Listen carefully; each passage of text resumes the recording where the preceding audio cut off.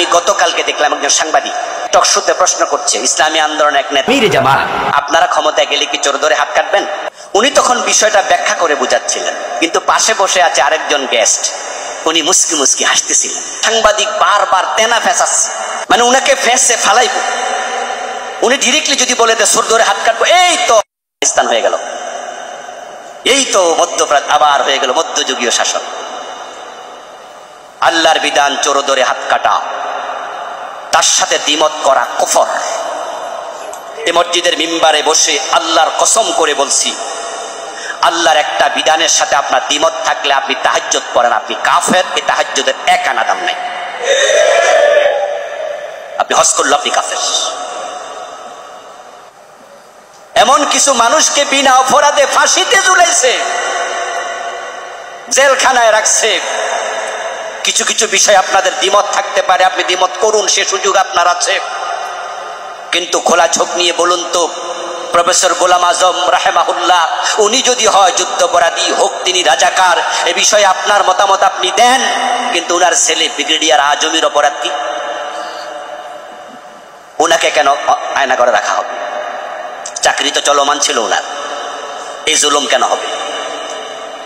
মীর কাসেম আলী রাহেমাহুল্লাহ হোক তিনি রাজাকার, পেরিসার আরমানের অপরাধ কি? আচ্ছা আপনারা বলুন তো, বাবার অপরাধে ছেলেকে শাস্তি দেওয়া যায়? যেমন আমরাও তো এখানে আছি, যদি কোনো অপরাধ আমি করি আমার বাবার শাস্তি দেওয়া ঠিক হবে? কোনো অপরাধ আপনি করলে আপনার বাবার শাস্তি দেওয়া হবে কেন? অপরাধ আপনি করছেন, আপনার ছেলেকে জেল দেবে কিভাবে? এমন কিছু অন্যায় হয়েছিল যেটা যার সামান্য বিবেক আছে সে বলতে বাধ্য হবে এটা জুলুম, এটা জুলুম, এটা জুলুম। এখন 24-এর অভ্যুত্থান জুলুমের ব্যাপার হয়েছে। এই বাচ্চাগুলো বেরিয়েছে রাস্তায়, আমাদের ছেলে মেয়েরা, সাথে আমরা ছিলাম, পিছন থেকে আমরা বলেছি হ্যাঁ সামনে যাও তোমরা।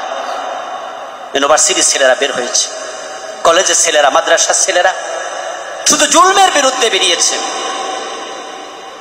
জুলুম যে হয়েছে অস্বীকার করার কোন সুযোগ আছে?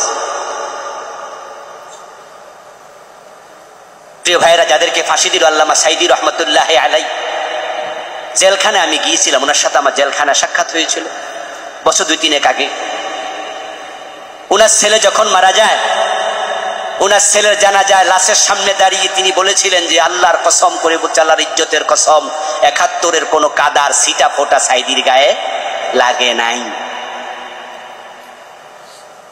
আচ্ছা অপরাধ কি? যুদ্ধ অপরাধী। উনি কি যুদ্ধ করছে? যুদ্ধ করলেন অপরাধ। অপরাধ হলো কি হলো না দ্বিমত করেন আপনি।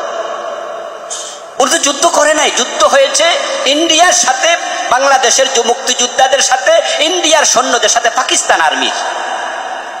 সিভিলিয়ানের কোনো যুদ্ধ হয়েছে? ওরা যুদ্ধের অপরাধে যারা যুদ্ধ অপরাধ করছে পাকিস্তানের সেনাবাহিনী, ওরা দর্শন করছে, ওরা বাংলাদেশি লোকদের খুন করছে, ওদের বিচার হোক। আমি একমত। হ্যাঁ, বাংলাদেশে যারা রাজাকার ছিল তারা তাদের সহযোগী ছিল, তাদেরকে আমরা কি বলতে পারি? তারা রাজাকার সহযোগী বাহিনী, তাই তাদের বিচার হোক। কিন্তু যুদ্ধ করছে তো ওরা, তো যুদ্ধ অপরাধী আপনি কেমন হন? এখন রাজাকার কারা ছিল এই তালিকা তো 10,000-এর প্রকাশ পাইছে, জানেন তো আপনারা? এই 10,000-এর মাঝে 8-9 হাজার কেনা। এই জন্য 24-এর অভ্যুত্থান এটা পুরা জালেমের বিরুদ্ধে হয়েছে। তাই যারা এখানে মুমিন ছিল, যাদের ঈমান ছিল, আল্লাহ তাদেরকে শাহাদাতের মর্যাদা দেবেন ইনশাআল্লাহ। তাহলে শাহাদাত শহীদদের বিষয়ে আমরা প্রথমে জানলাম, যারা মারা গেল, নিহত হলো, মাজলুম হয়ে তারা শহীদ।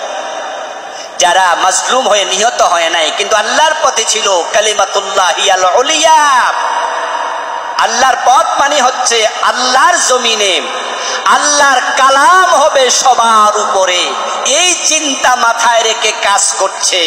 ওই কাজে গেছে, ঘরে ফিরার আগে মরে গেলে পথে সাধারণ মৃত্যু নিল, রাসূল বলে সেও শহীদ।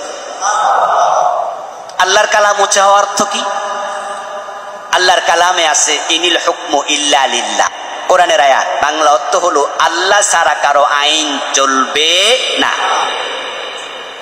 তো বাংলাদেশে 54 বছরে আল্লাহর আইন চলছে না মানুষের আইন? তা আপনি যদি ভাবেন যে না আমি আল্লাহর আইনটাকে উপরে নিতে চাই, এই কাজে মরে গেলে আপনিও শহীদ।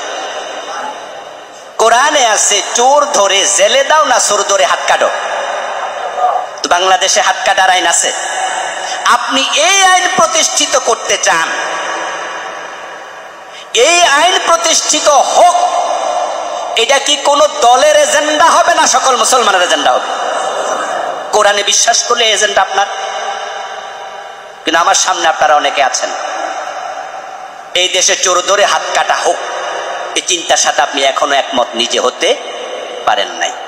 হ্যাঁ, ইসলাম কালকে ক্ষমতায় এসে পশু হাত কাটবে তা নয়। চুরির পরিবেশ যেন না থাকে, পেটের দারিদ্রতা অভাব যেন না থাকে, এগুলো দূর করবে, করার পরে হাত কাটবে। কিন্তু হাত কাটা এই শব্দটা কোরআনে আছে কিনা?